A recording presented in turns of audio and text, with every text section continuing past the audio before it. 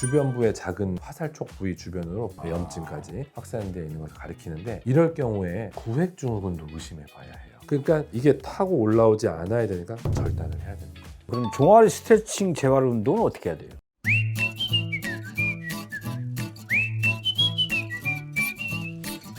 쉽다, 정확하다. 유익하다, 낭만 닥터. 갑작스러운 운동 중에 종아리를 얻어맞은 느낌과 함께 심한 통증을 느꼈는데 그냥 근육통이지라고 넘기신 적 있나요? 점프 후 착지하는 순간 종아리에 큰 통증을 느끼셨다면 단순한 근육통이 아니라 종아리 근육이 파열됐을 수도 있습니다. 심한 경우에는 수술까지 하셔야 돼요. 상황을 하나 설정했어요. 농구를 좋아하는 이태훈 원장님은 어느 날 점프 후 착지하는 순간에 종아리에 큰 통증을 느꼈어요. 둔탁한 물체를 퍽 하고 강하게 얻어맞은 느낌이 있었는데 이거 무슨 일일까 하면서 한 발을 내디디는 순간 주저앉고 말았다고 합니다. 어떻게 된 거죠? 아마 종아리 근육이 파열됐을 것으로 의심이 되는데요. 환자분들이 진료실에 내원했을 때 어떤 표현을 쓰냐면, 둔탁한 느낌이 딱 맞고 나서 뒤를 돌아봐요. 누가 자기 종아리 근육을 분명히 이건 밟은 거다 또는 때렸다 해서 다들 이렇게 보는데 아무도 없어. 지 혼자 나간 거야. 그래서 종아리 쪽에 다칠 수 있는 게 아킬레스 파열과 비복근 파열, 종아리 근육 파열 둘 중에 하나인데, 둘 다 다치고 나면 뒤를 돌아보게 돼 있어요. 자, 어쨌든 쌀쌀한 날씨에 몸이 움츠러든 상태에서 스트레칭 등 준비 운동 없이 무리하게 점프 슛을 한 것이 화근이 되지 않았을까 싶습니다. 그래서 종아리 근육 파열은 갑작스럽고 과도한 저항이 종아리에 걸리는 게 가장 큰 원인입니다.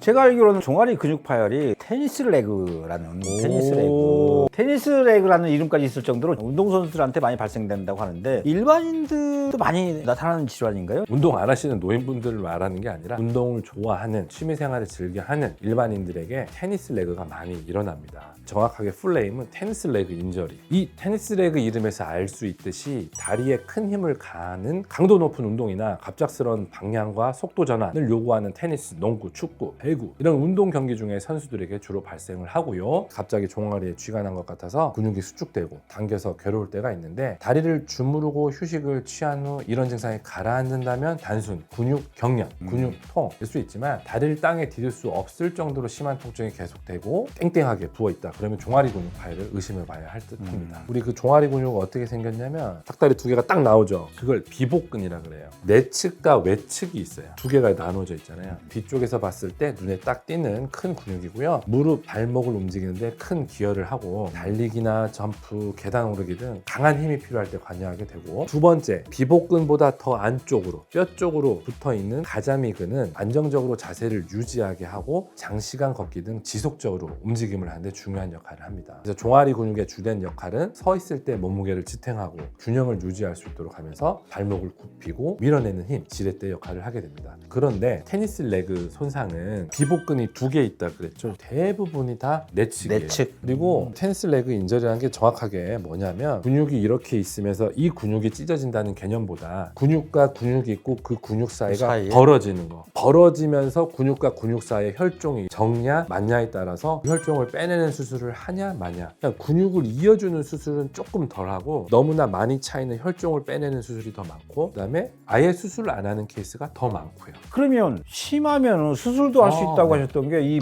부종하고 그 출혈 때문이에요? 맞습니다. 큰 혈종이 통증을 유발하거나 조직 회복을 방해할 때 혈종 내부에 고인 혈액을 제거하는데, 주사기를 통해서 배액을 할 수도 있고 수술을 통해서 제거할 수도 있습니다. 그래서 이러면 통증을 즉시 완화시키고 회복을 촉진할 수가 있고요. 그래서 이렇게 혈종을 제거하는 수술도 있고, 간혹 가다가 진짜로 비복근이나 가자미근이 찢어질 때도 있어요. 그럼 찢어졌을 때는 힘줄이랑 인대처럼 세밀하게 꼬매는 건 아니고요. 감아놓고 고정 치료를 해놓으면 근육은 알아서 자기들끼리 잘 붙어요. 그래서 적절한 근육 봉합술을 통해서 근육의 기능도 회복해야 하고요. 긴 화살표가 있는 부분이 종아리 내에 혈종을 가리키고 있는 거고, 주변부의 작은 화살촉 부위 주변으로 염증까지 확산되어 있는 것을 가리키는데, 이럴 경우에 구획증후군도 의심해 봐야 해요. 구획증후군, 컴파트먼트 신드롬이라고 그러는데 정형외과에서는 몇 안 되는 초응급 상황이라서 바로 수술해야 돼요. 구획증후군이요? 예, 왜냐면 우리 몸은 구획으로 이루어져 있어요. 팔이면 팔, 다리면 다리, 종아리면 종아리, 구획으로 이루어져 있는데 그 구획에서 엄청나게 많은 피가 나면서 압력이 커질 때 그 구획을 지나가는 신경이나 혈관이 엄청 세게 눌려요. 압박을 받겠네, 그러면. 예, 그러면 그 구획의 원위부, 근육이라든지 신경이 다 죽어버려요.